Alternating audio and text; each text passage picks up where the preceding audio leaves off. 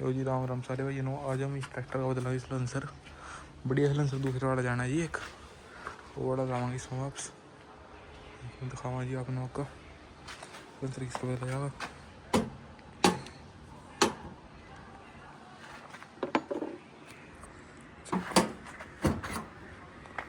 खोल दिया जी मैंने लो जी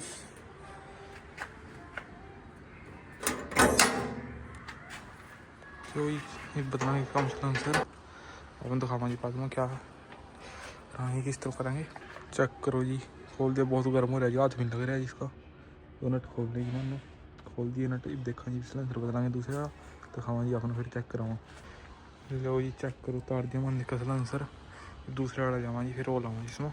आएगा जी हमारा दूसरे वाला भी दिखावा जी फिर लो जी हम पानी लग रहे सिलेंडर देखो जी आप दिखावा जी अपना। लो जी गाइस चेक करो देखो लग गया इसमें सिलेंडर बाद में अपने दिखावांगे इसमें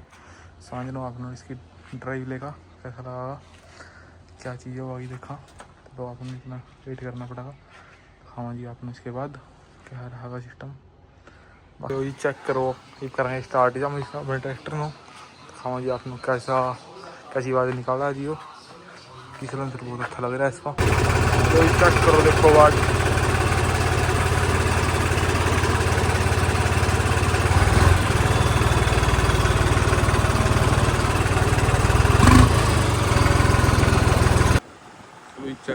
चेक करो देखो भाई नंबर बहुत बढ़िया आवाज़ चेक करो सिलेंडर की बहुत बढ़िया जा रहा है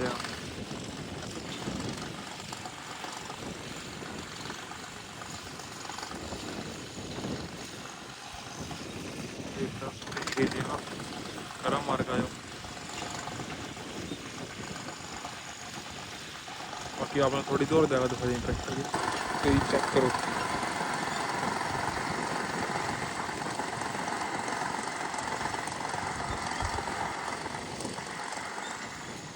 तो पास चेक करो आवाज़ ट्रैक्टर की लोग पास है और चेक करो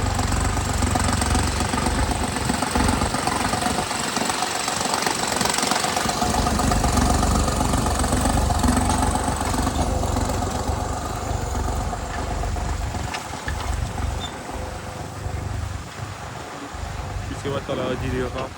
अरे आप बढ़िया बढ़िया वीडियो तो सुनते रहेंगे जीरी की रिलेटेड सारी ऐसी खेती बाड़ी से रिलेटेड जी देखो गिल्ला पिटाई देखो सारा यहाँ से पूरा कर ट्रैक्टर बाकी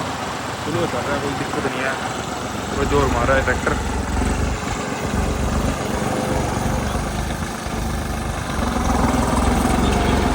चेक करो पूरा स्वाद बन रहा आवाज़ ने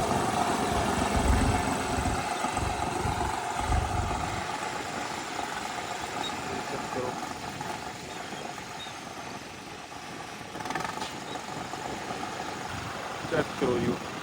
मौसम बहुत बढ़िया रहा है आज इतनी गर्मी नहीं है जी आज बहुत बढ़िया मौसम रहा जी वैसे लो जी देखो कितना नज़ारा मौसम भी बढ़िया बढ़िया हो रहा कोई दिक्कत नहीं आई चेक करो जी देखो आपका जी लोगों देखने आपका अगले लोगों मिला जी आप लाइक सब्सक्राइब कर दिए मेरी वीडियो ना धन्यवाद जी आपका बहुत बहुत।